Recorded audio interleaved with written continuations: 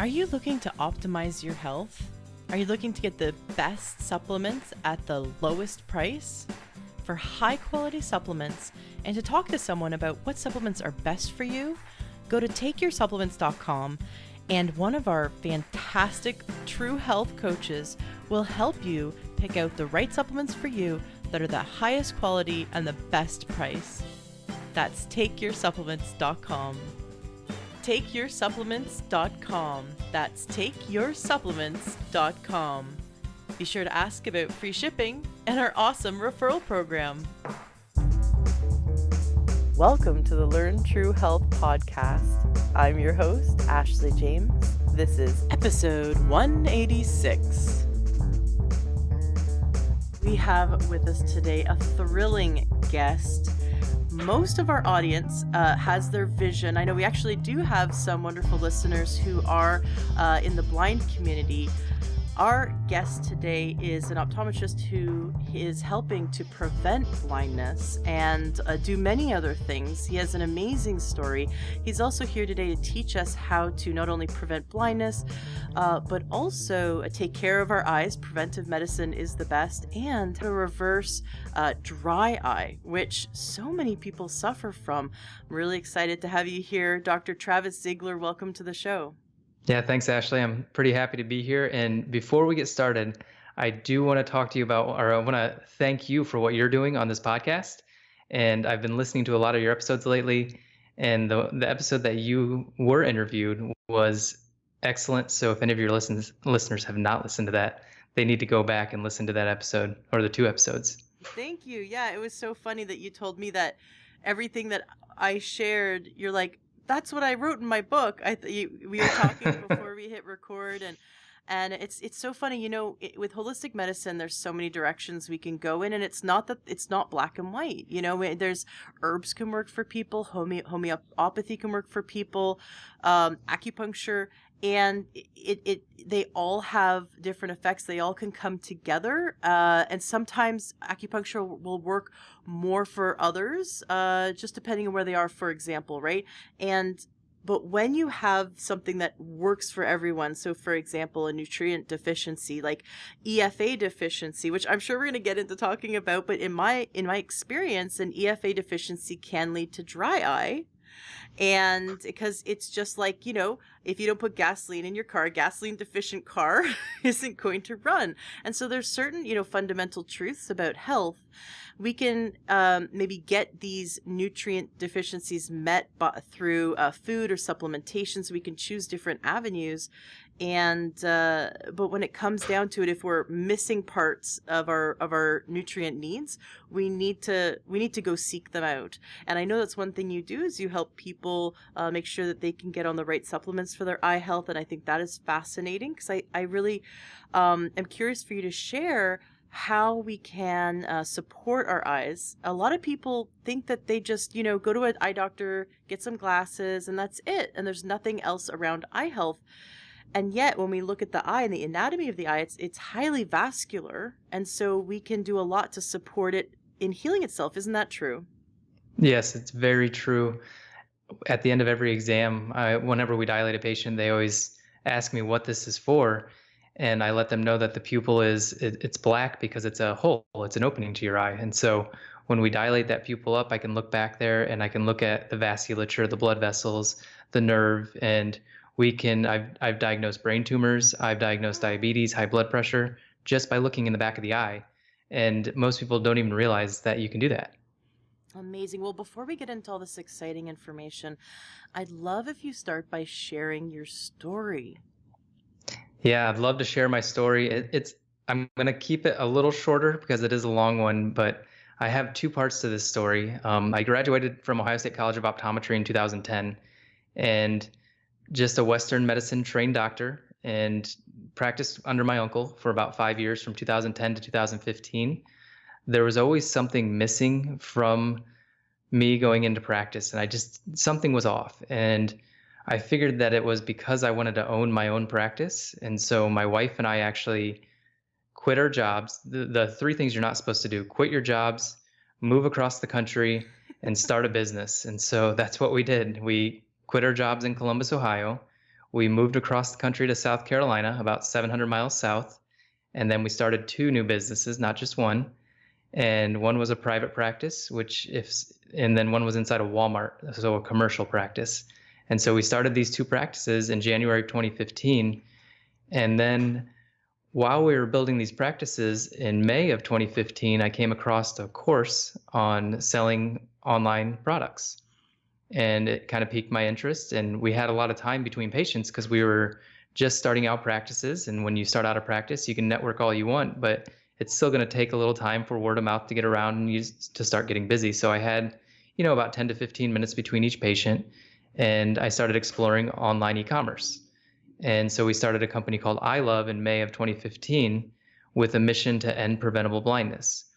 The reason we started iLove is because we go on mission trips every October to Jamaica. And we also do a lot of free clinic work here in South Carolina.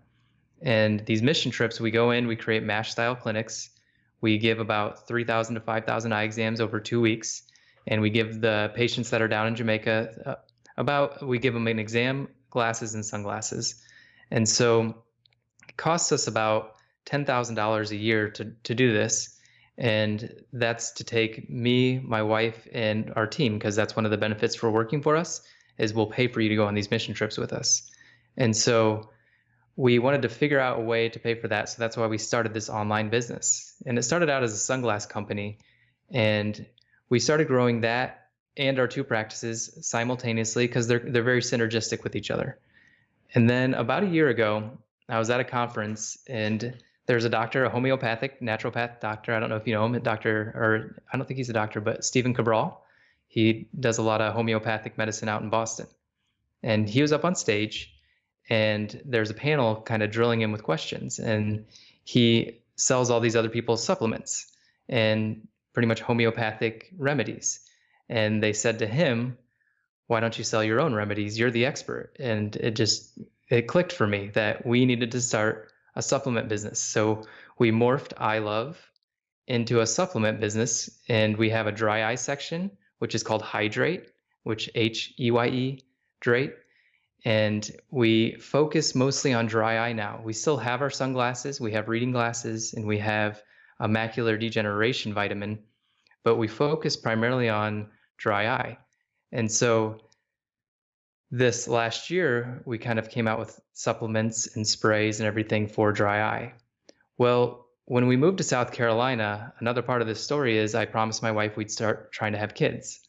And so we started trying to have kids, and 5 months into trying to have kids, we knew something was wrong. And so we went to an infertility doctor or a fertility doctor. Yeah, whatever you want to say it, or however you want to say it. So we tried pretty much everything under the sun. The Clomid, my wife knows more of the medication she took, pretty much everything you can take orally, and we couldn't do shots. And it was September of last year, and they said about a year ago, they pretty much told her that she had to do IVF or nothing. And we contemplated it for about 3 months. And then in January, we scheduled our IVF appointment. And then what happened was the day before the IVF appointment, something in my gut was telling me that this isn't right. We shouldn't go down this path. It's not for everybody. And I'm not saying I'm against IVF because it's wonderful for some things, but it wasn't for us. And the night before our appointment, I told her that I'm not going to the appointment and I don't want her to go either. And so she called the next morning and canceled it. And then we decided to explore Eastern medicine. And so we started doing acupuncture and herbals. And about 3 months to 5 months into this, we got pregnant. Yay. And yeah, and it's amazing. We're actually doing about 3 weeks. So congratulations. thank So you. you guys aren't going to Jamaica this year? No Jamaica trip this year because of Zika, and with her being 8 months pregnant, Oh my it wasn't in the gosh. works. She wanted to go, but it was more the Zika thing that kept us home. But that led us on a path of questioning everything we've been trained on. And so we started questioning Western medicine and reading more books and just educating ourselves and really exploring Eastern medicine. And I love the fact that Eastern medicine, and we did this already, but I never realized Eastern medicine was like this. But Eastern medicine tries to get to the source of the problem Whereas in Western medicine, we're trained that you have this symptom, so let's just throw drops on it or throw a medication on the symptom and not really figure out what's causing the problem. Mm-hmm. And so that's led us on our path where we are now. And so that's kind of our story, a little abridged, but not too much abridged. I guess I extended it a little longer than I thought. But it's been a wild 3 years of our life. This past 3 years, we've grown a lot and we've kind of shifted everything we believed in. I love it. It's sort of it's funny for me because I have some interviews I haven't published yet. They're going to be published soon. And I've done several interviews where very allopathic Western medicine traditionally trained doctors have these aha moments with more quote unquote natural medicine, and then they see the light, and then it completely changes their world because that's like eight years of training plus all of their clinical work as a Western based, more pharmaceutical or allopathic based doctor. And then now they go, wait a second, all that, I mean, has its place, but we've been told it's everything. And it's only one part of the big picture. And if we want to really heal, we've got to look to the natural medicine. And so I'm laughing on the inside for you, like very happy for you, because it's sort of like where these allopathically trained doctors come to confess, like Alcoholics Anonymous. Hi, my name's Dr. Travis, and I was an allopath. And but here you are. You have such a wonderful and beautiful personal story of success with natural medicine, and so you guys obviously must have gotten really excited about what else you could learn in natural medicine to help your patients, right? Exactly, yeah. And to add to that story, about 5 years ago, I was diagnosed with high cholesterol and I ran half marathons and I was skinny. I still am skinny. And I ate well, I thought. And we went to not a strictly vegetarian diet, but a heavily based vegetarian diet where we don't eat meat at home. Hmm. And I dropped my cholesterol from 220 to about 150 in about 2 months just by switching my diet. That simple little step. More importantly, did you see that your inflammatory markers went down and that your like healthy cholesterol went up? Like, because as many people know, cholesterol is this very large spectrum, and that Exactly. we got to look at the healthy cholesterol. We don't want to lower healthy cholesterol because then our body's not making stress and sex hormones and repairing, the nervous system and all the wonderful things that healthy cholesterol does. So did you notice that by going more plant-based whole foods diet that your inflammatory markers went down? Yeah, exactly. And the bad cholesterol went way down. The good cholesterol was already high, Oh, that's and good. it just elevated a little bit more, and my triglycerides went down quite a bit too. That's great. And did you notice your performance as an athlete improved? Um, I can't remember 5 years ago because I can't even remember what I did 5 minutes ago. But no, it's really amazing. Like people always ask me about how can you run marathons? How can you run half marathons? How can you be as active as you are and have as much energy as you have if you don't eat meat? And it's it's amazing that they say that because I think the opposite. When I do eat meat, I feel sluggish, tired, and I'm not saying that you shouldn't eat meat because you can, and I do occasionally, but I feel it when I do eat it, and I feel more energized on a plant-based diet than I've ever felt in my entire life. That is so cool. I actually had an interview. This was a while ago. Susanna McGee is a former Miss Olympia and bodybuilding champion and a competitive tennis player. She's a raw vegan athlete, and she was episode 41. So that was quite a while ago. But I highly recommend listening to that, especially for those who want to go more plant-based and they're an athlete and they're like, how do I, maintain myself as an athlete, eating less meat. And if your body is meant to do it, you'll feel good on it. If your body's not meant to do it, you won't feel good. Like listen to the body, listen to the symptoms of the body. Your wife is also a doctor, right? I didn't clarify. She's also an optometrist? Correct. Yep. She's actually seeing patients today while I'm at home. Ah, so cool. Very cool.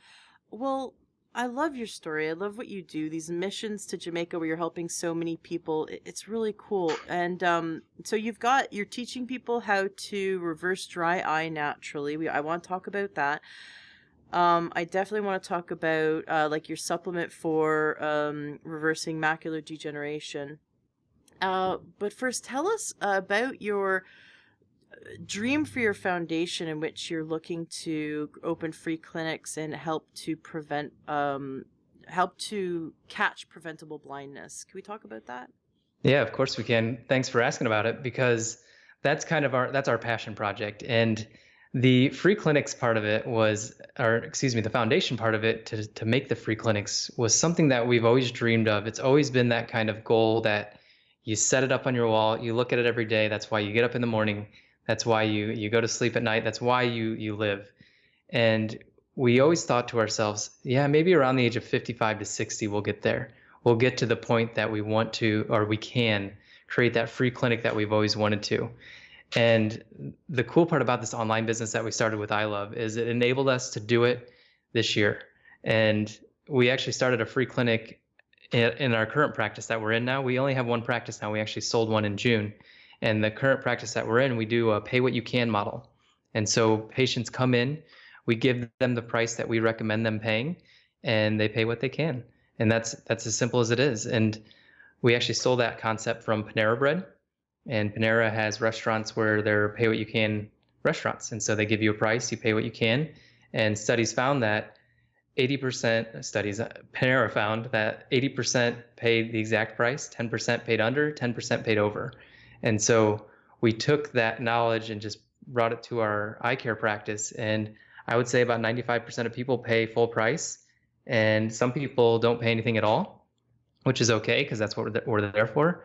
But most people do pay the full amount. So we were excited that we were able to do that at age 33 and 32 when we had it as a goal at the age of 55. And so what enabled us to do that, going back to your question, is we take the profits of iLove and we dump them into our foundation. And what we do with the foundation is we provide free education for the public. And so we have a community on Facebook called the Dry Eye Syndrome Support Community.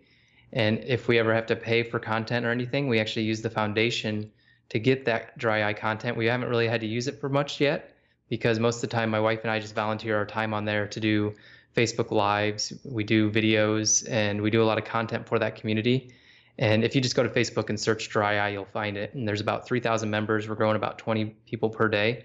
And so the foundation, if we were ever to have to start paying for content, like let's say we wanted to get a doctor in there to educate the community or do an interview or something, we can use money out of the foundation for that.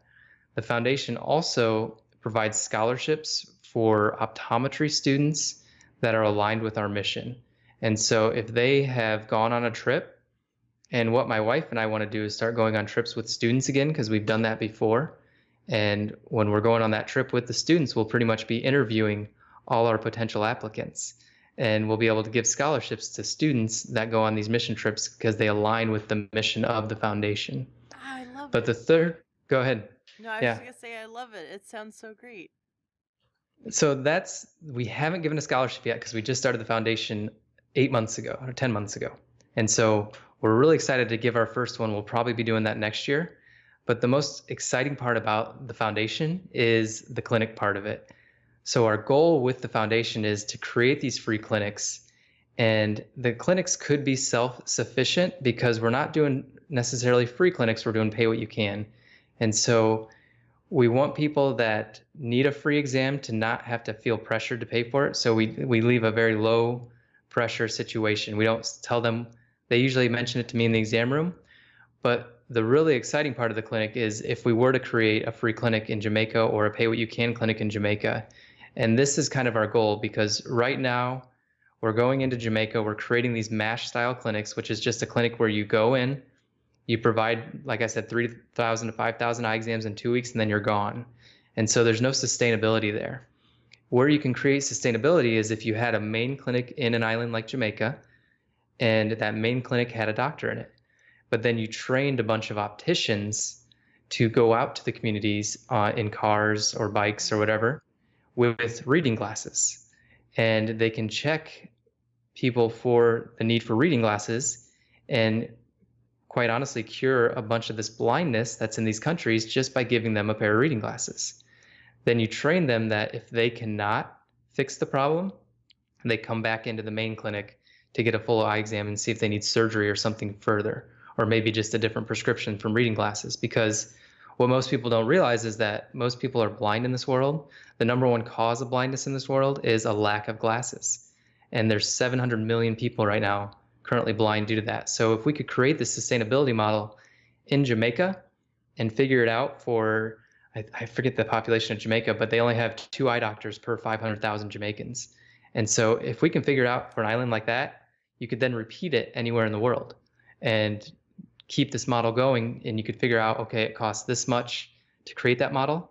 And if the foundation is getting that much, okay, the foundation is now getting more. We can now open up another clinic in another country and model it the exact same way. Oh my gosh, I can't believe that statistic or that number, that 700 million people worldwide basically are blind because they don't have glasses. And it can be simply cured with reading glasses too, most of the time. And that's a pair of reading glasses that you and I can just go to the store and pick up for $1. It can pretty much take somebody from a beggar to a functional member of society again, because think about it, the analogy I always use is a fisherman. If you have to line a hook and you can no longer read, it's pretty hard to line a hook. And so you pretty much lose your job. And then the only thing you can really do, because you can't read now, is become a beggar. And then we throw these reading glasses on them and they're ecstatic. I mean, they love it. They can work again. They're thrilled. And we usually give them a couple pairs just because you don't want to lose one and then Right. be right back to where you were. That reminds me of a old Hitchcock black and white I saw. That this was the one guy. It was the last guy in the world because he was a banker, and he went down into the vault to eat his lunch and be in peace. And when he came out, the world had ended from nuclear explosions, and he needed glasses and he loved reading, and he tripped and they fell off his face and he stepped on them, and that was the end. It was like he can't read and he's alone for the rest of his life. So that reminds me of that. You talk about the pay what you can method, and I think initially a lot of people would think, oh wow, you're really going to get ripped off, you're not, you're not going to be able to be profitable. I saw this really great talk with the author of the 8 Habits of Highly Effective People, Stephen Covey. His son. Yep. Stephen Covey also wrote The Speed of Trust, and his son, I saw him give this amazing talk, and in it he said that there was this bagel and coffee vendor outside of this really big law office, kind of big building in New York City, very busy. And there was always this really long line, and he went to go get his morning bagel and coffee, and the line was way long, and he was observing that people would wait, look at their watch and leave. And so this guy that was selling coffee and bagels on the street was losing so much business. And what the guy ended up doing at a suggestion was, he asked him, what is it that's holding you up? Why is it taking so long? If it's a coffee and a bagel, like what's happening? And what was taking him so long was counting out the change and giving the exact change and giving it back to them. And he said, okay, well, just put a basket and tell people how much it cost. And you'd think, so this is totally honor system. Well, the guy ended up making more money because people didn't want to pick out change themselves. Like, okay, it's $4.50. I'll just throw in $5. And so very few people took advantage of the situation, and more people were so thankful because now it was fast. So it's the speed of trust. He gave trust to them, and they in return gave trust back. And so it's this amazing observation that in human nature, most humans, when you give trust to them, they appreciate it so much that they'll reward you even more. Yeah, and when we started this model, we started advertising on Facebook just what we were doing, and it was remarkable how many people were just sharing it and commenting on it and tagging their friends in it and check this out. And because humans want to feel good, they want to do good, And the majority of humans are not the news. The Mm. news is the 0.1% of humans that are out there. And it's the news is made to do nasty things. And so I completely agree with that story and believe it because it's something that humans are good. That we shouldn't have to be like you talked about earlier, abundance versus scarcity mentality. Most humans have that scarcity mentality of there's only a certain amount of money in the world, so I have to keep mine. Whereas, and if you thought about it more like there's an infinite amount of money, and even if there is only a finite amount of money, it can be exchanged an infinity amount of times. And Mhm. so abundance and wealth are always being circulated, and so humans will do good. I mean, that's what I'm trying to get at. Yeah, absolutely. And you and I were discussing that before I hit record, just to catch the listeners up. I was talking about the difference between guests that come on the show and kind of have that fear or scarcity mentality, and they kind of get stingy. I'm sure you as listeners have noticed that some guests will be like, I have 10 steps to cure XYZ and they only want to share two. And I try to get more out of them because I feel that if a guest just gives everything they can and to help you as a listener gain your health back and gain your life back, you obviously will want to go follow them and listen to them. Again, this is the example of the speed of trust where you are happy to give the farm away, basically give everything away, teach everything, and then the listener feels so honored and so respected and so trusted, and they've gained so much from you and so much knowledge and healed some parts of their life because of your information as a doctor and everything you're here to share, that they then too will reward you by following you. And it's so funny that those who have a scarcity mentality end up cutting the flow of abundance off because they act so stingy that people go, well, I didn't really get a lot out of this person and they kind of seem like they don't really want to share, so I'm not going to follow them. So it's this self-fulfilling prophecy, and it's so funny how mindset will ultimately create our results in life because our actions are dictated based on our mindset. We could go down this road and talk a lot about this because it's funny that when you really do look at holistic medicine, you have to bring into account mindset. My dad had an amazing he was when he my dad was growing his business, he had an amazing bookkeeper who was just unbelievable, and he had glasses so thick that they were like the size of bottle caps. This is right when or Coca-Cola cans. They're just huge glasses, very thick. And he would have be like an inch away from the paper. He was like one of those people that, he ran out of glasses, like the prescription for glasses. So he'd have to use like microscopes next. And a LASIK eye surgery had just come out. My dad had it, and my dad was urging him to go check it out and see if maybe that would help him. And he said, I have to stop being your bookkeeper because I'm going blind. And my dad was urging him, like, you can do something about this, go see a doctor. And he said, it's God's will. If God wants me to go blind, then this is God's will. My dad's next response was, God helps those who help themselves. Like, you have to get up and go do something. And it always stuck with me that some people will accept sort of their medical condition as their fate instead of taking it as a sign that they need to take action.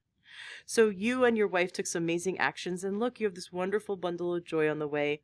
You've been helping people take actions to get their eyes back. Your idea for preventing blindness, are there any other things other than obviously like sunglasses and glasses in general?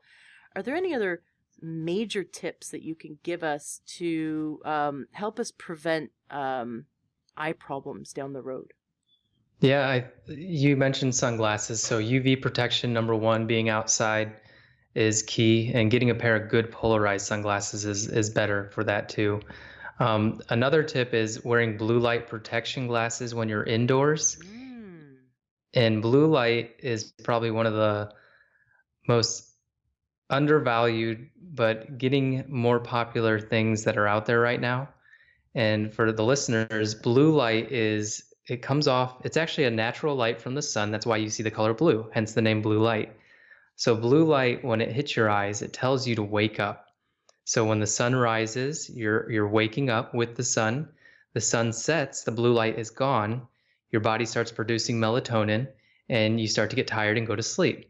Well, the problem we're having now in society is our TV has blue light, our computers have blue light, tablets, phones. And I guarantee most of your listeners are on their phone right before they go to bed.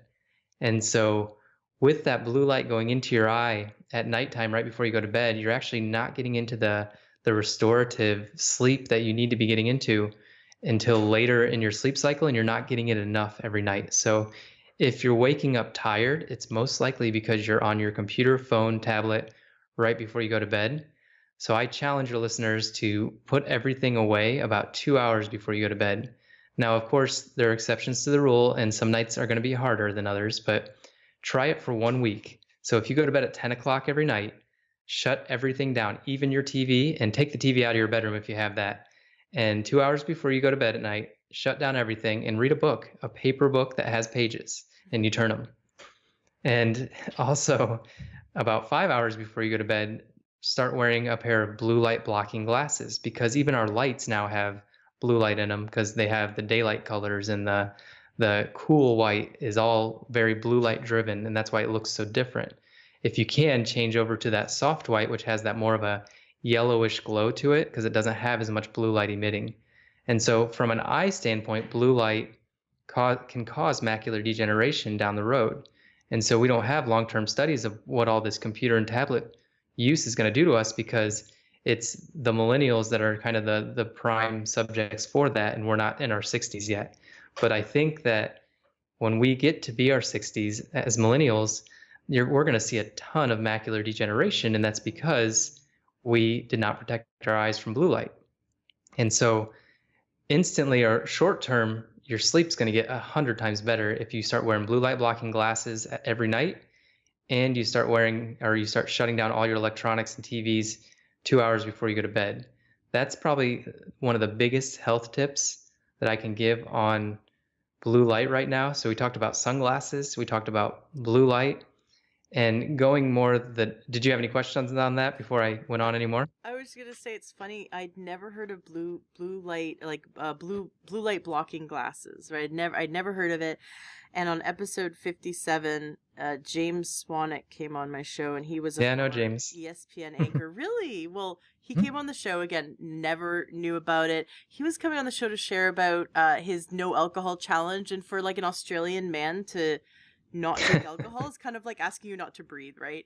And Yeah. so we talked about the health benefits of his challenge that he gives people, and then we got on the subject of talking about his blue blocking glasses, and how he started by wearing like ski goggles, because ski goggles have that orange hue to them.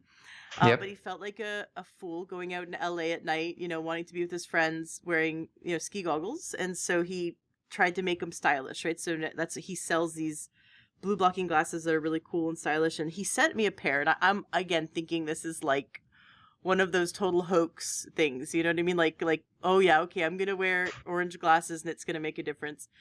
And at 9 at night I put them on, and I needed to go to bed by 9:30.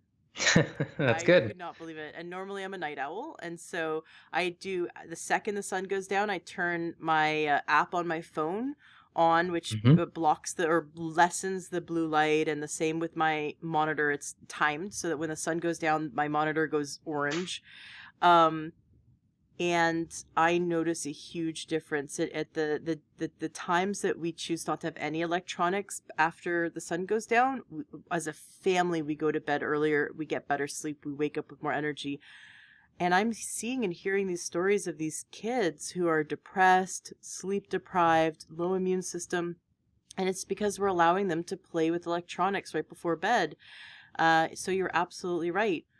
Do you, on your website, sell these glasses, these special blue blocking glasses? Yeah, so our target market is more the 40-plus-year-old female crowd. And so the reading glasses that we have on our website are blue light blocking, but they do have a plus 1.25 power in them. And so that's going to pretty much work for the 40 to 50-year-old crowd, even for men as well, but we only have one men's pair and we have 8 women's pairs. So if you go to our website, ilovethesun.com, and just type in the search bar reading, they'll pop right up, and they're actually cute, so they're actually fun to wear. Yay. And in terms of, it's I Love the Sun is EYE, like you got like it. Yep. Yeah. And you can also get this from your optometrist. And when you're ordering your glasses, there's what's called a non-glare coating or an anti-reflective coating that you can get on your lenses. and you can get one that's specifically blue light blocking. And I actually am wearing mine right now, and I wear them pretty much all day when I'm on the computer because it blocks the blue light from my computer. It also reduces the eye strain when I'm working on the computer. Mm. In about a month, probably when this podcast comes out, we're going to be releasing our first pair of Plano, which means no prescription blue light blocking glasses. They're not going to be yellow like the ones you have, like what Swannies are, because there are coatings now that are clear that can still block that blue light. But here's the fun part of ours is when you go outside, they're going to turn into sunglasses. So you can wear them both inside and outside. Very cool. Neat. Let's talk about macular degeneration. Way back in, I think, 2005, I heard this story about how it wasn't in the United States. I think it was Romania. This is a good friend of mine's mom was in Romania, and she was experiencing macular degeneration. And my friends who were really into holistic health sent her some I think it was bilberry extract, which has Mm-hmm. L-lutein in it, and that reverses a lot of eye conditions. If the eye is deficient, if the body's deficient in L-lutein, and you provide a lutein to the body, then it can reverse these eye problems, because the eye problem was a symptom of a lutein deficiency. And so they gave it to her, and she was getting better, and then all of a sudden it became illegal on the market. And that same month, a new way of treating macular degeneration came out, where it was a injection into the eye, and it was like $2,000 an injection, something crazy like that. But it was interesting that they took a totally natural substance and made it illegal, and then a few weeks later came out with the alternative, a pharmaceutical based alternative. Have you heard about this? I know about the injection and everything, and I know about lutein, but that's big pharma at work right there. Right. So tell us about your success in helping people, like, with nutrition, reverse eye problems. Yeah, so in regards to macular degeneration specifically, and this was actually going to be one of my other tips for eye health, was phytochemicals, which is what you were talking about with lutein. There's three of them that we kind of promote most, and that's lutein, zeaxanthin, and astaxanthin. And these are just pretty much, I like to refer to them as hardcore scrubbers. They're just great antioxidants for your system, and they like to concentrate in the macula area. And for your listeners, what the macula is it's your central vision. And so when you're looking at something and you're seeing it with 20/20 vision, you're using your macula for that. So what macular degeneration is where the macula area, the ability to see 20/20, starts to degenerate. So you never go blind from macular degeneration, but you lose your central vision, which is your sharp vision that you use to read, to see faces, but you'll still always have your peripheral vision unless you get something like glaucoma. Now, in regards to what happened over there, that's mind-boggling that they did that, because lutein is such a natural substance that you can get in kale, spinach, and so you're pretty much saying that kale and spinach is now illegal because this new injection came out. And there are injections here in the States too. There's about 4 of them, and they are about 2,000 per injection, and some patients have to go in 10 times for those injections. And what these injections do is they're VEGF inhibitors. And so VEGF is a chemical that produces these weak blood vessels in your eye, and they start to bleed, and that bleeding causes you to go blind. And so when you take this injection, it pretty much stops that bleeding and stops the blood vessel growth from occurring, which, as you alluded to, you could take natural things like lutein, zeaxanthin, astaxanthin. You talked about bilberry, and then there's grapeseed as well. There's some other ones in there, but that's kind of the main kind of herbals that you can take to help with that. And so those are very natural, and we always promote that you can do it through injections, but you can also do it through natural therapy with a supplement like ours, with diet changes by switching to that plant-based alkaline diet that is going to be more spinach, kale, greens based, which I talk about in my book. My book's specifically formulated for dry eye, but you could use it for any disease and really plug in any disease for dry eye in my book. And this diet can help with all that. And so I don't know if I answered your question, but No, does that no, absolutely. We touched on things that are interesting. So, um, I tend to do that. I just kind of go off on a tangent and reverse and just I'm like, wait, what was the question again? no, it's perfect because you hit on a really interesting point that the pharmaceutical companies designed something. So the problem is, like you said, the eye started creating weak blood vessels. The weak blood vessels started leaking, and then that caused the macular degeneration. Is that correct? That's a version of it called wet macular Okay, degeneration. so Yep, and wet. that's when the injections occur. So Great. wet stands for blood vessel leakage. So there's actually blood in the back of the eye. Okay. So a holistic doctor's thinking would be, what is causing the body to not be able to maintain healthy blood flow? What is missing that the body is now producing weak tissue instead of strong tissue? And what can I do to support the body and giving it the raw building blocks it needs to repair those blood vessels so that we can reverse this condition? A pharmaceutical company goes, "Oh, good, this is a problem that happens. How how can we sort of maintain it with something chemical based, but that doesn't. These injections don't heal the root cause, which is a nutrient deficiency or a diet issue. So, one thing that's really interesting is how much fried food, as an example, can affect your vision. Have you seen people who eat a lot of fried food and have all that oxidative damage have poor vision? And have you ever seen people reverse their poor vision by eliminating the oxidative damage? Well, I live in South Carolina, Mm-hmm. and fried food is for breakfast, lunch, dinner, and the midnight snack here. So Mm-hmm. we see diabetics, high blood pressure. I've never seen so many unhealthy individuals as I have here. I'll give you an example. In Columbus, our practice in Columbus, Ohio was about 5 to 10% had diabetes or high blood pressure. Down here, it's up in the 40 to 50%. So it's about 4 to 5 times higher because there's a lack of education here Mm-hmm. on food as a healing source. And so what I'm seeing is that the more, of course, the more fried food you eat, I mean, metabolic syndrome X is if you see high blood pressure, you see high cholesterol, you're going to see diabetes right after that. And so it's just this kind of cascade. And what most people don't realize is that it's your body's just in this constant state of inflammation, and it's Mm-hmm. this low grade inflammation that you don't notice until it hits you like a heart attack or high blood pressure or diabetes or macular degeneration or dry eye. And you finally get these symptoms after 10 to 20 years of this low grade inflammation. And so, as doctors, what we say is, okay, you got high blood pressure, let's lower it with this pill. And then you have diabetes, let's give you injections of insulin. And we just need to take a step back and say, okay, what lifestyle choices have you made? You're obviously a little overweight, and we need to address that. What's made you overweight? Okay, well, you're eating toast every morning and 10 pieces of it. And then you eat fried chicken for lunch, and then you eat a bunch of potatoes and steak for dinner.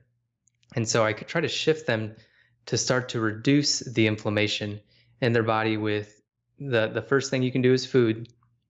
So using a plant-based diet that is heavy on greens. And so you want to have greens as a staple, just like I talked about, kale and spinach, and then you just want to really pack in the vegetables. So I tell them, try not to eat any meat if you're going to eat meat until dinner. Try not to eat anything fried unless it's your cheat day. So I always tell patients that you can have a cheat day. It's okay.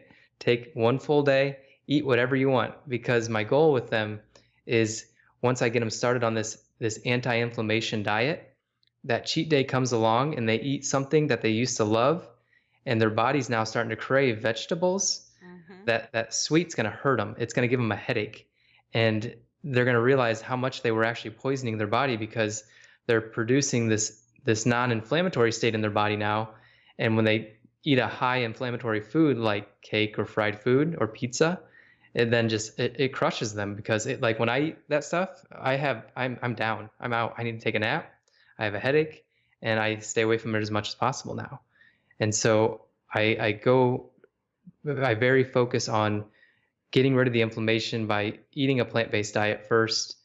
And then I talk to him about like the foods to avoid, the very inflammatory foods like certain types of dairy, of course, processed sugars and processed foods and GMOs and pesticides, telling them to eat more organic, eat more at local farms, eat frozen fruits versus fresh fruits in like smoothies, and then try to avoid traditional meat, traditional fish, traditional eggs, try to go the more organic grass-fed route because they're going to be healthier both from an essential vitamin and mineral standpoint, and they're going to be just better overall. And the one analogy I like to use is when you're buying organic, I think it's organic spinach, that they found 52 different pesticide and fertilizer residues on traditional spinach and a quarter of the nutrients than organic spinach. And so that tells you the power of organic, and it tells you the power of eating more fresh foods is just getting those vitamins and minerals that you need. It's And so I can go interesting. in I can go into more too because that's kind of the first two that I go into, but go Oh, ahead. absolutely. I was just going to say that a lot of people argue that um, organic doesn't contain more nutrition. And originally, there were studies that showed that it had the same nutrient value or similar nutrient value to quote unquote conventionally grown with pesticides and herbicides and all that. And now, in the latest studies, they're seeing that because things like glyphosate, which is Roundup, and these other chemicals that are sprayed on these quote unquote conventionally grown. I hate that term, but it's the opposite of organic, because I think organic is conventionally grown. Because when my grandma and my mom and me as a kid, when we were growing up, it was way more natural, and it's just really been crazy for the last 30 years what they've been putting on food. But I digress. So what they're seeing now is glyphosate and these other chemicals are chelators. They're mineral chelators, which means that they bind to all of the minerals in the soil and then wash them away. And then if we eat glyphosate, if they actually bind to our own trace minerals in our body and and don't allow our body to absorb them. So if you're eating a conventionally grown strawberry, for example, or corn, soy, then now there's two new GMO crops coming out: an apple GMO and a potato. And this is a whole new breed. I interviewed not doctor, sorry. I interviewed Jeffrey Smith, who's like a film creator, activist for anti-GMO movement, and so he was sharing all about this. What's really interesting is that when we eat these foods with pesticides and herbicides, is that it's low in minerals now, which means that the plant itself couldn't produce enough vitamins because it didn't have enough nutrients that it needed to really optimally produce all the nutrients we get from the plant. But then when we eat it, the chemicals that are inside the plant, you can't just wash it off, like wash the chemicals off an apple. It's inside the meat of the fruit or the vegetable. And then these chemicals bind to the nutrients, the trace minerals and trace elements in our gut, and wash them away. And that ends up starving the gut biome. So there's certain really, really needed bacteria in our gut that are really needed for our health. And they survive in part by having these trace minerals present. And so what we're finding is that the pesticides are being sprayed on our food is disrupting the gut biome, causing dysbiosis, which then causes the body to not be able to digest and absorb its food. It also causes depression. And so once we're depressed, we're not really motivated to go get our health back. And so we have this growing population of people that have gut dysbiosis, digestive issues, and depression. And it's all stemming from eating conventionally grown food rather than organic. And so when we look at the long-term impacts, it's so worth spending that one or two or three extra more dollars for the organic food because it's our long-term health. I 100% agree with everything you just said, and it's a true problem. And I loved how you brought depression into the talk as well. And a lot of people in our dry eye community talk about how they're depressed as well. Mm, And I over and over again just explain to them that this is all connected. mm-hmm, And then they're starting to take an antidepressant, which mm, causes dry eye, which it's just this cascade of you're taking one thing to cover a symptom, which is going to cause 10 more symptoms over here. When if you just went back to what you're eating and figured it out, and it's so simple, and people overcomplicate it. And we've tried to simplify it as much as we could for our book. And you literally could print out a chart and live on this chart if you wanted to. And that's how simple we tried to make it. And if people just stop taking pill after pill after pill, I see people with 30 pills that they're taking. I was like, you take 30 pills, but you're not willing to change your diet? It just blows my mind that they just won't do it. So you also touched on a great point, and that's one of my actual 7 or 8 ways to reduce inflammation is essential minerals.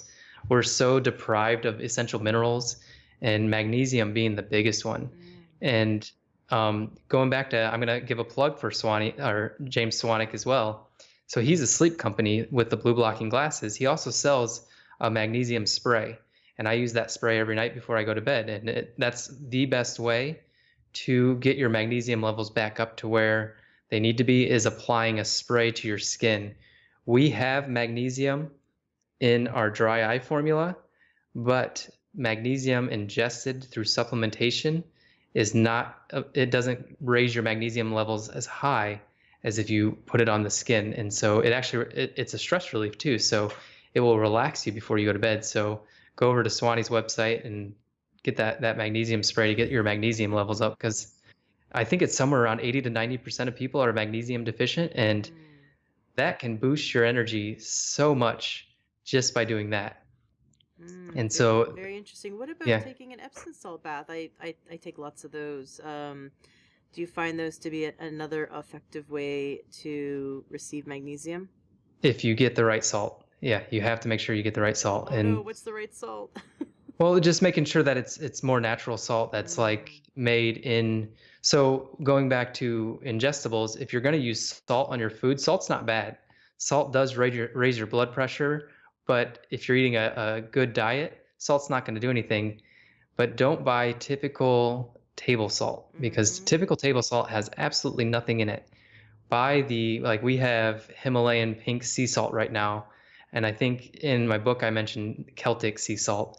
And those have like anywhere from 40 to 80 different trace minerals in them, not a ton, but it's better than eating no salt at all or no minerals at all. And so getting those minerals through table salt can help if you don't buy the typical table salt. You buy the Celtic sea salt, the mm-hmm. pink Himalayan salt, and I can't think of the third one that's made in Utah. Oh, it's called Um, real salt?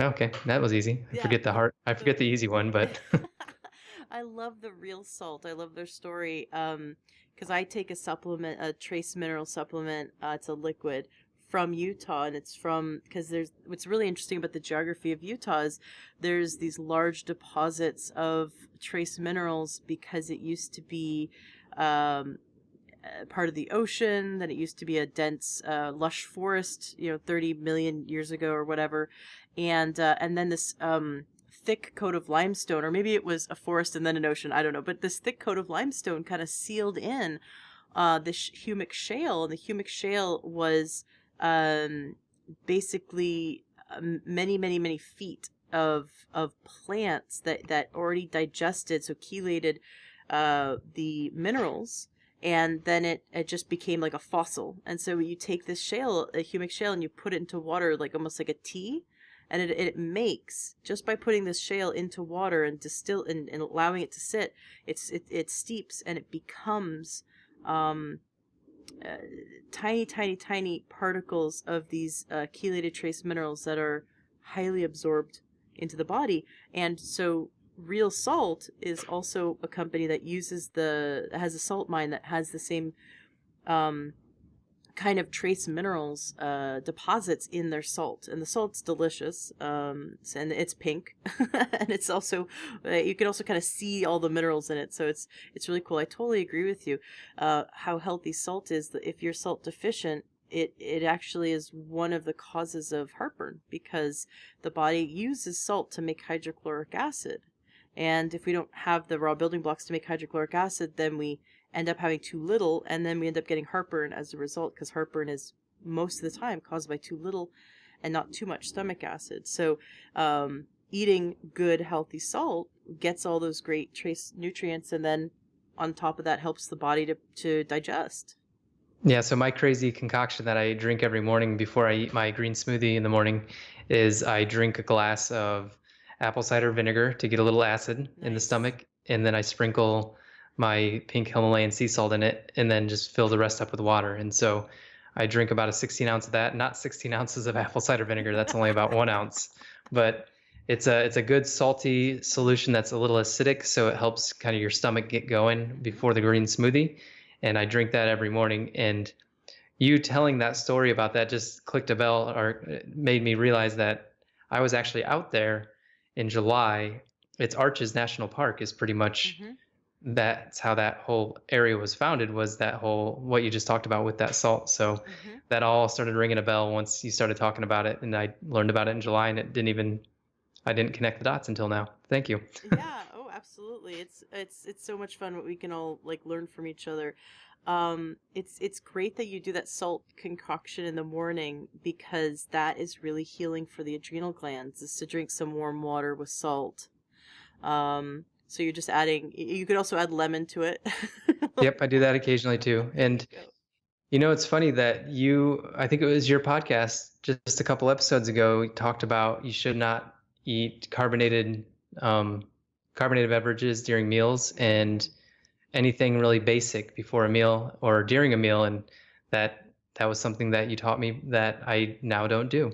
I don't oh, drink that's that much great. carbonation to begin with, but I do occasionally have a sparkling water, and it now does not get eaten with the meals now. Well, you can do Perrier, because Perrier is actually naturally Yes. acidic, because it comes from, and I never knew this until I listened to. So one of my past guests is she calls herself the food sommelier, and she interviewed an expert in sparkling water. I didn't know that there was such a thing, and they There's even, bars. yeah, it's so cool. And they have these contests. It's annual, international sparkling water contests, and you can go, and see all the different sparkling water companies.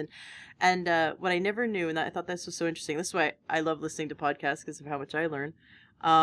Is that there's certain sparkling waters that come out of springs. So like, Fiji water comes out of an artesian well in Fiji, and then Perrier comes out of these springs already carbonated, and that was so cool to think that the carbonation wasn't made in some factory. So Yeah, that's it's amazing. it's pretty neat, isn't it? Yeah.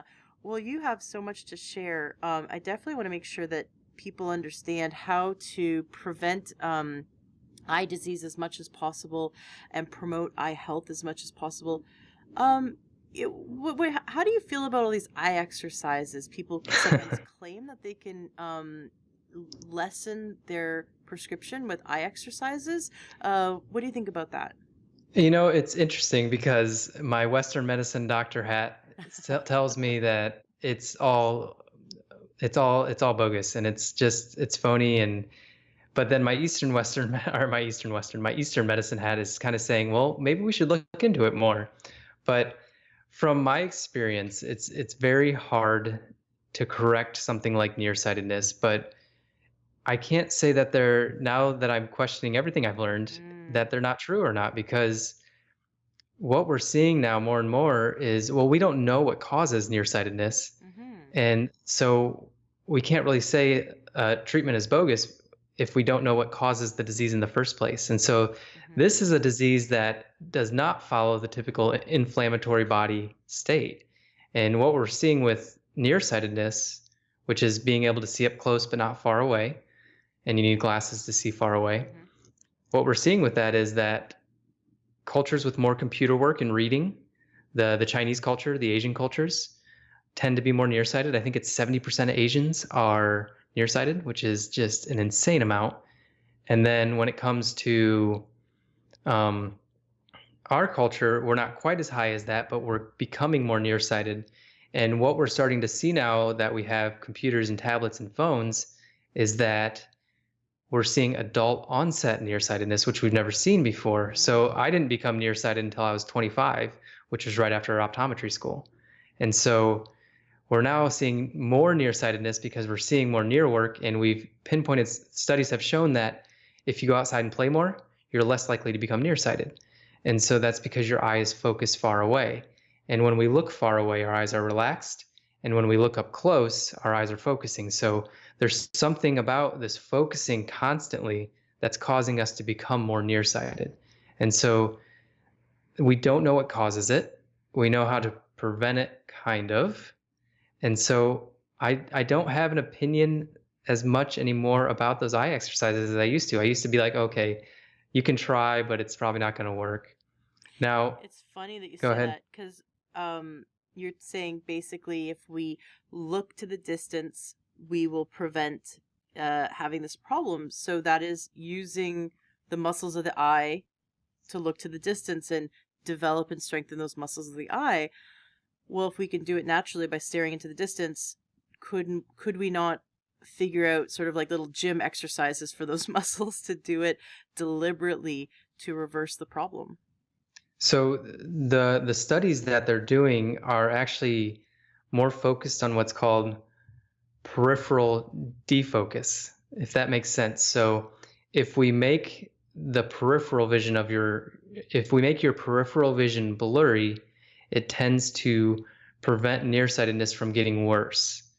And so we do that through different things like a hard contact lens that you wear at night. It corrects your vision, Wow. and it actually prevents it from getting worse by about, I think it's 60%. And then there's also a soft lens that you can wear during the day that prevents it from getting worse by 30%. And that soft lens, what it does is it creates your peripheral vision and makes that blurry. Why that's the case, we don't know.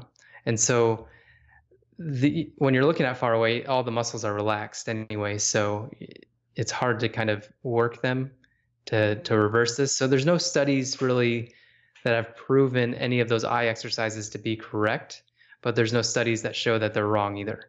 And so it's a very interesting subject because this is like the number one thing in eye care that's being studied, and nobody can figure it out. It's being studied internationally, and nobody can figure out what is causing nearsightedness and how we can fix it. It's pretty much probably the worst disease in the world if you think about it, because 700 million people are blind due to lack of glasses, like we talked about earlier. Mhm. And now you're throwing in people are becoming more and more nearsighted at alarming rates, and more of the culture is becoming nearsighted. Job security for me, but it's we just don't know, and it's becoming a problem. But I purposely have made myself nearsighted because I work on a computer all day. Sounds crazy, but I like being a little nearsighted because when I'm on my computer, it relaxes my eyes more. But Mm. it's hard to have an opinion on that because studies are they're just not there yet, and we haven't figured out a cure for it. I had more than 20/20 vision, whatever the numbers are. It was always like, oh, this is better than 20/20 until I was about 16. And then boom, I couldn't see, the front. I would sit at the back of the class and I could see the front of the chalkboard. And all of a sudden I'm sitting at the front of the class and I still can't see the chalkboard. And I forgot what leaves looked like. It was this weird thing. Yeah. And I got glasses for the first time. I walked outside and I burst into tears because trees were fuzzy, and I guess it just happened so gradually, but I was, my whole childhood I was perfect vision. And now that you're saying what you're saying, it's interesting because when I was 7, all 4 of my grandparents died within about less than a 2-year period, and my parents were depressed, and so they put me in front of a TV for really the first time, and I spent so much time in front of the TV that that would explain why I went from having like this really great vision to then not having great vision. So that's really interesting because I spent all my time outside and then all of a sudden, boom, I was staring at a boob tube. Because my parents didn't know how to process the grief, and so now looking back I can see like, wow, so we've the best thing to prevent nearsightedness is, go outside and stare at the mountains and the trees and the clouds, right? Yeah, so you're expanding your focus point. So inside your focus point's so close to you because you have walls and TVs and computers and tablets. And when you go outside, it's infinity. You can just keep seeing for miles, and your eyes are just more relaxed. They're just not going to have that strain constantly. Hmm. And so I wish we knew more about it, but that's something that's being studied pretty intensely, just like everything in eyes. Eyes is pretty much a new subject that, I mean, in the 1990s and early 2000s, for example, for dry eye, all they did was, hey, take an artificial tear, take an artificial tear.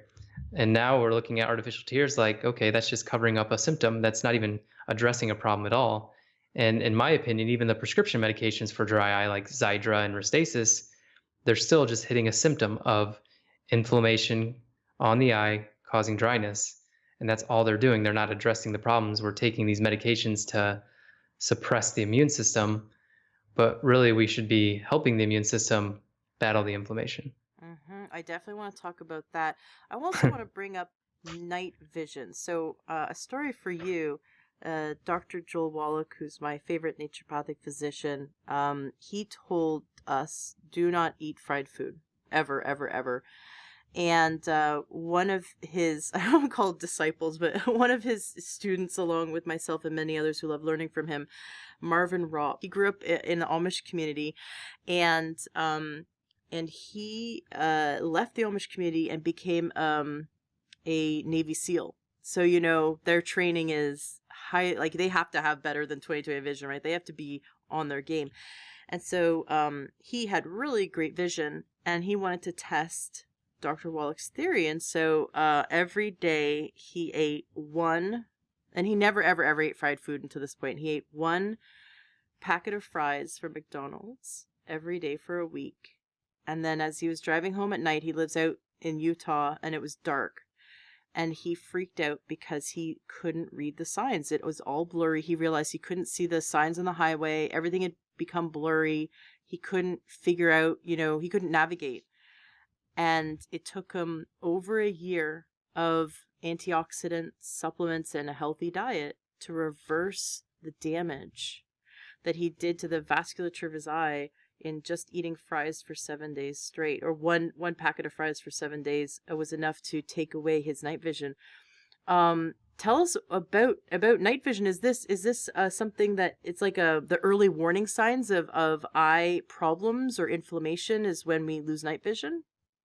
Yeah, so night vision can be a problem with a lot of diseases. That can be one of the first symptoms. For example, would be cataracts and some other hereditary conditions that we don't know much about, but night vision problems can be number one. But what you're talking about with him, he was eating fried foods, which I think fried foods are worse than cigarettes. I'd rather have you smoke a pack of cigarettes a day than eat fried food all day, but that's just my opinion. And I do neither, please. But so the fried foods, what you're doing is you're pumping yourself full of free radicals, and it's causing oxidative damage. And one of the primary areas that can be affected by this oxidative damage is your macula, what we talked about before. And those cells in the back of your retina, where that macula is, are very, very sensitive to oxidative damage. And that's what macular degeneration is when you get so much oxidative damage from these free radicals that it starts to just kill your cells. And that's what was happening to him, is he was losing that abundance of cells in his retina, and so he couldn't process vision as well. And so we talked about phytochemicals before, lutein, zeaxanthin, and astaxanthin. That's what those are good at. So when you eat more spinach, eat more kale, take a ocular health supplement like ours, you're creating an abundance of those phytochemicals in your retina and in your macula. Therefore, you can process glare at night better, because what's happening is if you don't have a lot of those glare, when light comes into your eye, it's getting scattered. And when light gets scattered, that's when you get halos, glare, that starburst pattern around lights. That can also happen from a cataract as well. But once you start getting those antioxidants up and really getting that retina healthy again, it's going to absorb that light rather than scatter it. And so you're going to have more pigment to absorb the light. And that's just going to help you eliminate that glare. And so there is there's actually a test that you can have your macula scanned to see how abundant this resource is, these antioxidants, the lutein, the zeaxanthin. And my wife and I went to it, and we are green smoothie freaks. We eat them for breakfast and lunch. And they said we had, my wife, of course, had the highest, and I had the second highest score they'd ever seen. And this test has been around for like 5 years, so we're pretty proud of that. That is so cool. Okay, you gotta give it up. What's in your green smoothie? The green smoothie follows an extremely simple recipe, and you start out with greens, obviously. I know, a big shocker there, but um, we do spinach most of the time, but you do have to change up your greens every once in a while because your body does acclimate to anything you're eating, so you do have to change it up. So we just had kale week, and kale week is my most hated week in the world because I hate kale, but we eat it anyway. You have to, if you're going to use kale, you have to get a Vitamix because Mm-hmm. it just doesn't process as well in any. We have a Ninja, and it just doesn't do justice. But you can get any of organic greens, and then we usually put, this is for two of us, and so we'll put about 2 or 3 handfuls of greens in. We then put one banana, and then we'll put maybe some blueberries or strawberries, but not much. We usually keep our fruit to 1 to 2 cups, so that'd be about Mm-hmm. a half a cup to 1 cup each. And then that's kind of our base right there. And then we use almond milk and water. And then we add protein powder that's pea plant based protein instead of whey protein. And then we'll add a bunch of other fixings, like avocado was actually added as part of the acupuncturist plan when Mm-hmm. we were trying to get pregnant. And so half avocado goes in it every day. And that's actually one of the ways to reduce inflammation is your healthy fats. Mm-hmm. And so avocado, flaxseed, chia seed, and hemp seed, those are like our four massive oil staples. So we talked about EFAs earlier. Well, you brought them up, and that's how we get most of our EFAs. We do take a supplement as well, but the EFAs come from the avocado, the chia seed, the flax seed, and the hemp seed. And then we'll add some seasonings and everything to flavor it up a little bit more too. But the basic gist of it is greens, a banana, a few berries, and then protein powder. And then you can add whatever you want on top of that. I love it. And I too went from the Ninja to the Vitamix, and it was like a whole new world. It was like going from a jalopy to a Mercedes. I don't know. A Vitamix should not be called a blender. It is a completely different beast. It's amazing. In fact, you should check out. I did 2 episodes with the king of Vitamix.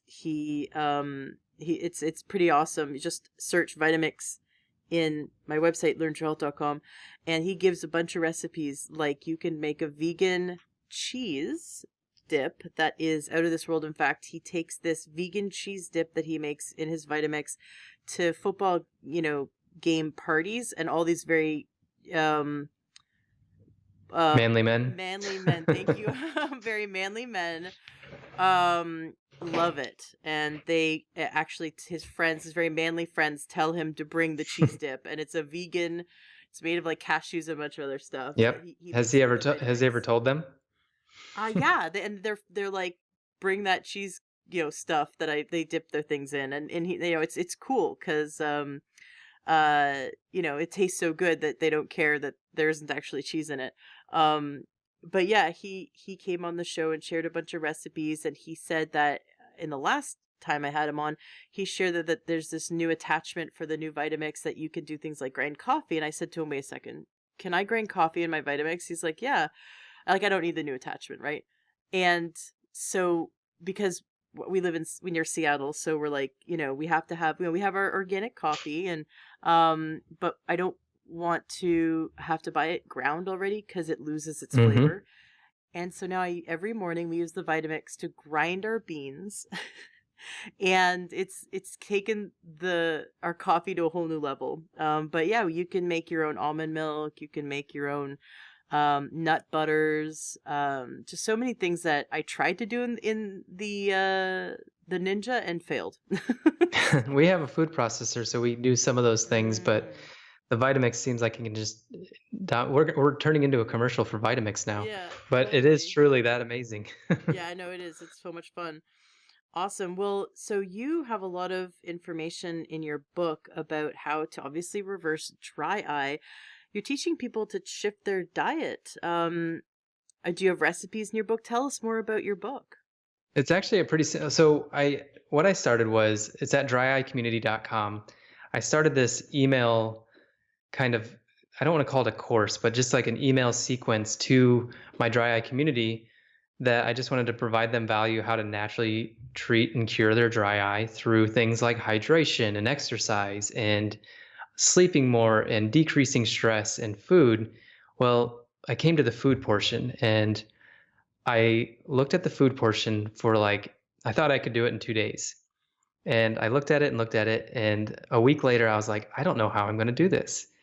And I finally just started reading book after book after book, and it just clicked. And I started writing the food section of this email sequence. And so these emails were like, 3 to 5 pages of just some content. I did a video for them. And then the food section came and it ended up being 45 pages. And so I was like, well, I might as well just turn this into a book. So we're going to release it on Kindle here in the upcoming weeks. So hopefully by the time this is airing that it will be available. It's going to be called Rethinking Dry Eye Treatment. And actually my community named it. And so I had my working title and they butchered it and they thought of the names. So that's the fun of the community, is that they get to play a part into how we come up with products. So what I did is just explored inflammation and the inflammatory diet that we're all on and how you can switch it. So we've actually covered quite a few of them. We've covered sleep and blue light. We've covered essential minerals, vitamins, and we've kind of covered supplementation as well. And then we talked about foods to avoid and what foods to eat. The only one that we didn't really touch on was electron deficiency, and then how your cells can get more oxygen, which we can go in detail a little bit more as well. But if you want to get more access to some of the lessons that we teach for dry eye, but like I said earlier, you could pretty much substitute any disease in the dry eye title, or for dry eye in the title, and it can pretty much make you rethink any treatment for any disease by just following the simple steps that we have in this book. Now, going back to your question about recipes, I didn't want to put recipes in it because I feel like recipes are just, people become overwhelmed with recipes and they think, oh, I've never made anything like that, so I don't know how to do it. And so what we created with our book is a simple meal preparation chart. And so what we did is we created a green smoothie chart, and that's what we eat for breakfast and lunch. And so we pretty much tell you, there's 4 columns to it. You pick 2 to 3 cups of greens, you pick 2 to 3 cups of fruit, you pick 2 healthy fats, and then you pick some flavor enhancers. And that's all you do. And you don't overcomplicate it. You just keep it simple. There's a lot of choices on there. Just pick a couple and try it. We didn't put recipes on it because everybody's different. We actually do occasionally put recipes on our blog at ilovethesun.com. If you go to the iRecipes blog, you'll see we do smoothies like our pumpkin spice smoothie, our blueberry cobbler smoothie, our peach cobbler smoothie. So we do different ones like that.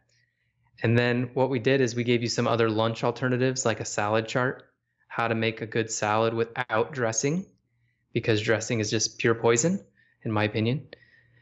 And then we did like a lunch yogurt chart. And so we promote coconut yogurt and soy yogurt. I'm more of a coconut fan. We actually don't eat soy in our house either. But my community members wanted me to give dairy options and meat options in there, so I did leave those in there. And the lunch yogurt chart is essentially it's a smoothie bowl. You're just not blending it, and it's going to be in yogurt. And then for dinner, we kind of did a very simple Buddha bowl. And so very similar, you pick your greens, you pick your protein, you pick your healthy fats. You can either put them all together in a crock pot and let it simmer all day. You can make it into a soup. You can make it into a stir fry, or you can just eat it raw. And so that's the beauty of the simplicity of what we did. And we didn't want to put a bunch of recipes in for that reason. We also include some snacks and some ideas for desserts, Like you can have so many desserts that are healthy for you. The easiest one is, of course, ripe berries or ripe fruit. Um, have you ever made banana ice cream? Yes, where you get the just basically freeze a banana, right? And then you Yep. So blend it. you slice it. Yeah, you slice it. You could probably do it in your Vitamix, but you slice a banana and then you put it in a food processor after it's been frozen for 24 hours. And then you add a little almond milk, and it becomes this smooth ice cream like structure. And then you can add whatever flavor you want. So we add protein powder to give it some flavor. We'll add peanut butter to give it a peanut butter flavor. We'll add cocoa powder to give it some cocoa flavor. You can add berries to it. You can add anything you want to it and it tastes like ice cream. It's amazing. And we eat frozen grapes right now. That's kind of our sweet tooth craving right now. We'll just eat a little cup of frozen grapes. And so that's kind of our recipe area. It's only a couple pages and it's easy. You can just print out the charts and then, um, yeah, pretty much put them on your fridge and follow them. And if you go to dryeyecommunity.com, put your email address in there, you'll go into that email sequence and you'll get the charts eventually.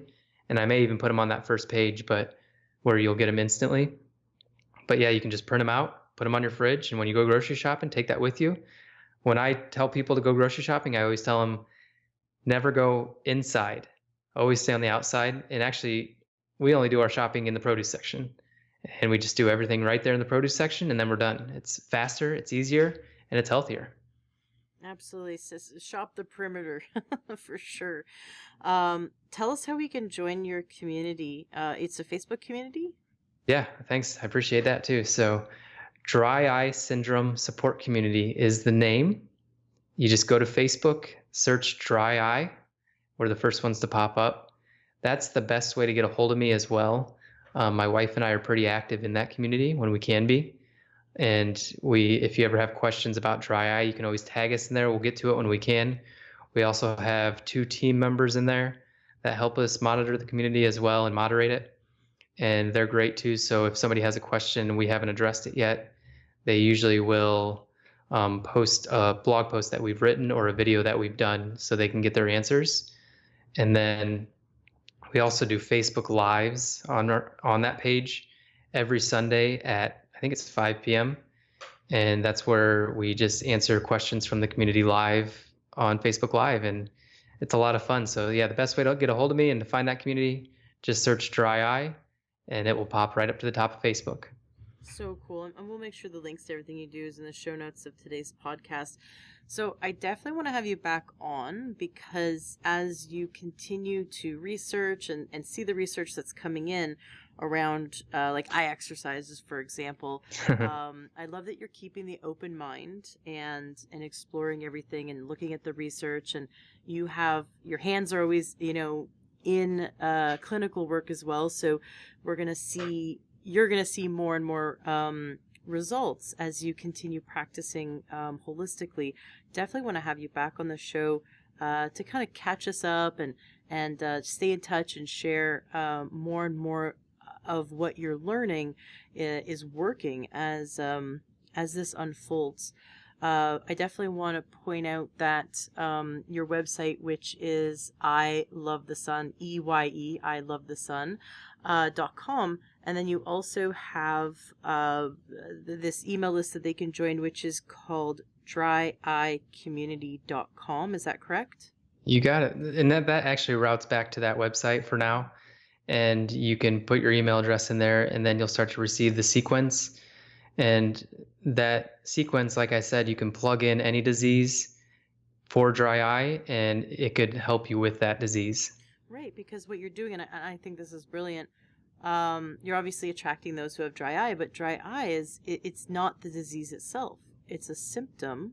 You got it. Of inflammation, and if you have inflammation in the body, you probably are expressing other symptoms, which most doctors would call a disease state. So, like heart issues, right, or diabetes, or digestive issues. And when we get down to the root of it and we heal the inflammation, so many of these symptoms go away, and then we no longer have the diagnosis. And because the diagnosis is simply a bunch of symptoms globbed together, so they're putting it in a box. But when we heal the root cause, now the symptoms go away, And sometimes MDs even say, "Oh, we must have misdiagnosed you. You didn't even have it in the first place." I've seen people reverse MS using natural medicine, and then the doctors backtracked and said, "Well, you reversed it. It's not showing up anymore. So you're either in remission or you just didn't have it in the first place, and we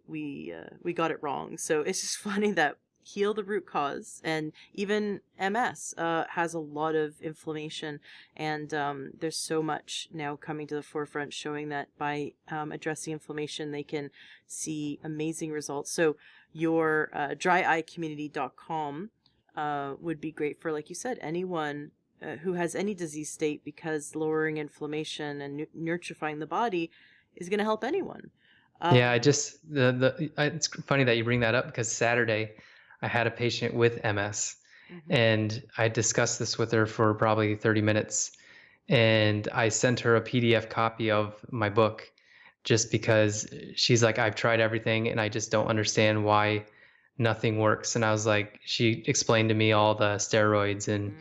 everything that she's been taking. And I was like, check out my book and please follow up with me to let me know what you think of it. And then if you do take action on it, I would love to see what your results are. Mhm. She's going to be one of your best testimonials. It's absolutely amazing. There's a great TED Talk. Off the top of my head, I forget her name, but if you Google TED Talk and MS, this amazing doctor who was very allopathic. She went the total allopathic route and was in a wheelchair from her MS. And then she said, "Well, nothing's working. These steroids, nothing's helping." And she went the holistic route. And well, she's giving the TED Talk standing, so obviously the results speak for themselves. But she talks about eating a whole foods plant-based diet just like you do, and so your book, which points this all out and maps it out and gives these great ideas for recipes and a grocery list and a way to eat, is exactly what she did to reverse her MS. And so your book is fantastic, as you point out, for more than just dry eye. It's very exciting. I definitely want I'll give you a little bit of opportunity to talk about, you said, electron deficiency and Oh, low sure. oxygen, before we end the interview. Yeah, so we've talked about the 6 ways to reduce inflammation, and I'll give you my seventh and eighth, and I am going to give you all my secrets of my book here. So, but I know you guys will want to go and read it too. So the oxygen. So your cells, when they lose about 60% of their oxygen, that's pretty much what cancer is. And so what we're doing with these fried food diets and what we're doing when we're eating these unhealthy fats like the new raised beef, that's what we're going to call it, the new way to raise beef and the new way to raise crops instead of traditional. And when you're eating these foods that have unhealthy omegas and unhealthy fats, is you're building this wall around your cells because your cell membrane's made of fat. And this bad fat is creating a pretty much impermeable wall, meaning oxygen cannot get through it. And so when your cells are deprived of this oxygen, they're gonna die, they're gonna create inflammation, and they're just gonna cause all sorts of problems. And so to fix that, we need to create better oil by bringing better oil into your body through the forms of essential fatty acids. And a lot of people, even myself a year and a half ago, said omega-6 was a terrible fat. Mm-hmm. But omega-6 is actually an incredibly important fat, but you have to take the right ones. And I recommend taking an organic evening primrose oil, Mm. or that's the best one. That's the one we recommend the most. And if you're at an unhealthy state, you want to take about 4,000 milligrams of organic evening primrose oil to about 1,000 milligrams of a healthy omega-3. Now, omega-3, you can take 2 different forms. You can take a flaxseed oil, or what we have is a fish oil. But fish oil, you have to be very careful. Mm-hmm. You have to get it from a sustainable, safe source, which we've bounced around a lot, and we found a really good one out of Iceland. And that whole area, that kind of Norwegian Iceland area, is a very sustainable area for fishing, and that's going to be more pure. They're still going to have contaminants because no matter where you get fish, it's going to have contaminants just because we've polluted our oceans so much. That's a story for another day. but all fish is going to have contaminants. And so you want to get it from a higher quality source that is further away from those contaminants. And you want to get it from a manufacturer like we do that's going to refine the fish a little bit more. And so you're not going to get contaminants in the fish oil supplement because it goes through so many refining processes. So you want to go this 4,000 milligrams of the omega-6 organic primrose oil to the 1 gram of omega-3 fish oil or flaxseed oil. And that is going to in turn, so your cells, depending on where they are, they regenerate either every 1 to 2 days to every 6 months.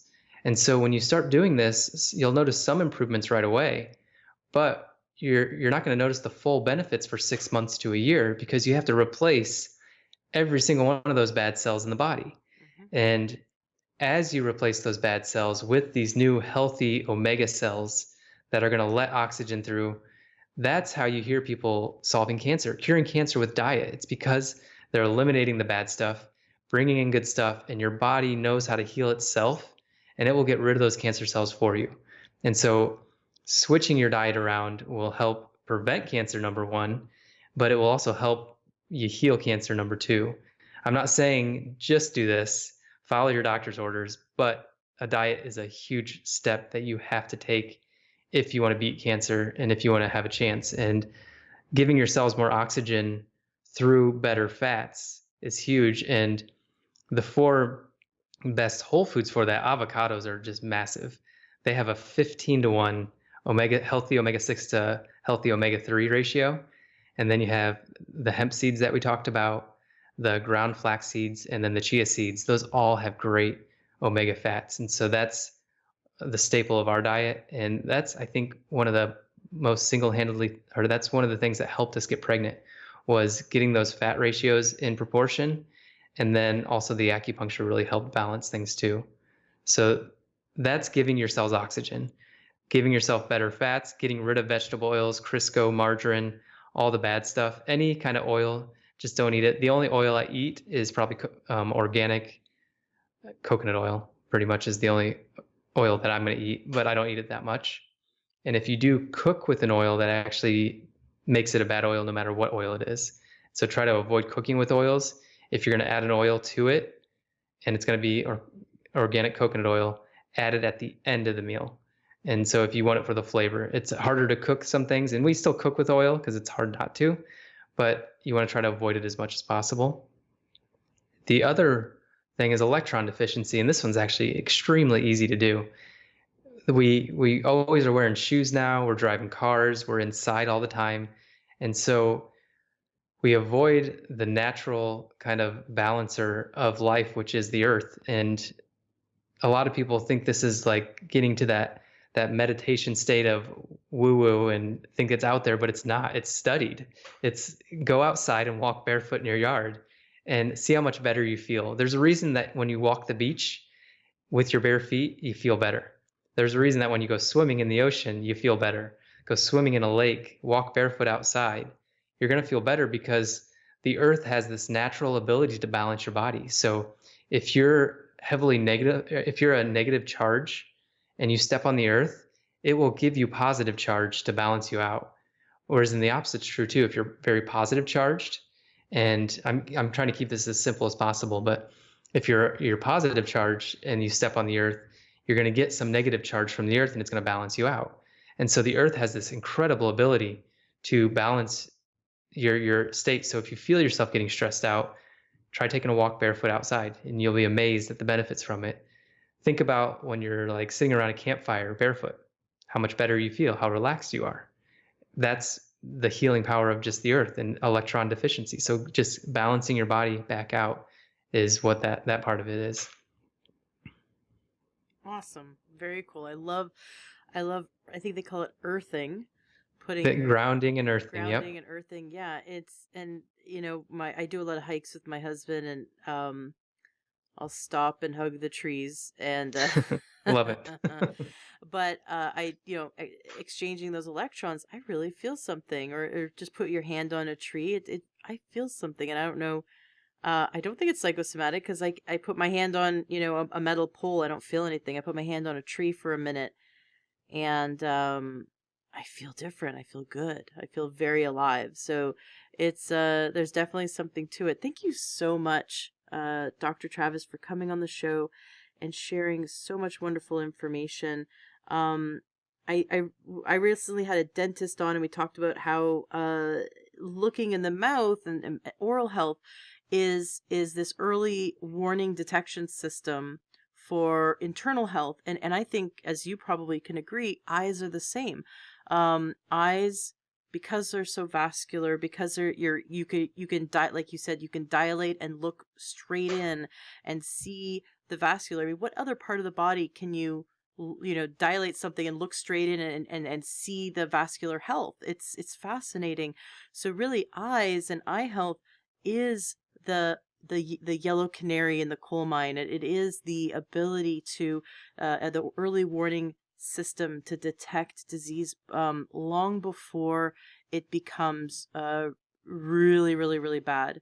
And by reversing it now through diet, supplementation, and lifestyle, which is what you've taught us today, um, not only is going to give us eye health, but it's going to nourish the whole body, which is what holistic health's all about. Thank you so much for coming on the show. I highly recommend listeners check out your website, I Love the Sun, EYE, ilovethesun.com.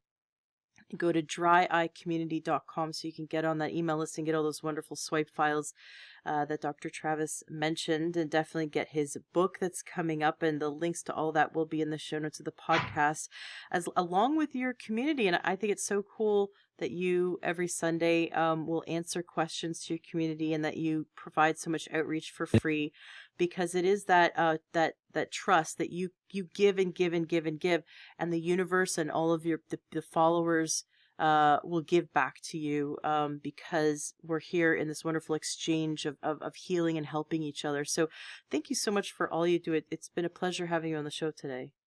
Yeah, I really appreciate you having me on, and I love what you're doing with your podcast. You have a new fan in me, because I had never discovered your podcast until I was going to be on it, and I listened to the last 10 episodes, and I'm hooked. Awesome. Thanks. Well, you're going to have to be a regular, so be sure to put yourself in the schedule and come back and keep sharing with us as you keep learning more and more about how we can heal our eyes, heal our sight, and heal our body and our lives. Thank you. All right, love it. Thanks, Ashley. Enjoy what you heard today on your episode of the Learn True Health podcast. Did something move you, inspire you? Did you get great information that's going to change your life? Awesome. That's exactly what I'm here to do, is to help you gain your health back. Please turn around and share this. If this is something that's helped you in any way, share this with those you love. Love the Learn True Health podcast and want to support us? Awesome. You can go to takeyoursupplements.com and you can support us that way. You'll get access to amazing supplements that are just really great quality for a great price. And there'll be someone on the other end of the line to help you pick out your supplements that are right for you. That's takeyoursupplements.com. Or join our membership, learntruehealth.com/join. That's another great way to support our podcast, support our movement, and you'll be supporting yourself. Gain more information, wonderful videos, wonderful trainings, and you'll also be able to share those with those you love as well. So go to learntruehealth.com/join. Want something fun for free? Go to learntruehealth.com, and right there on the front page, you'll see where you can get our free cookbook. I spent a lot of time making it, and it was so much fun. It's really delicious, healthy recipes. And you can also get our 7-day doctor course. Right there, it's 7 days of naturopathic videos sent right to your inbox, and you can learn from top naturopaths on how to gain health naturally. So that's takeyoursupplements.com for wonderful supplements. learntruehealth.com/join to join our awesome membership, which is only open for a limited time. You can get our free healthy cookbook, and you can also get for free 7 days of wonderful naturopathic videos sent to you. Just go to learntruehealth.com and you'll see it right there on the front page. Thank you so much for being a listener, and thank you for sharing and helping others. Let's spread this information and turn this ripple into a tidal wave.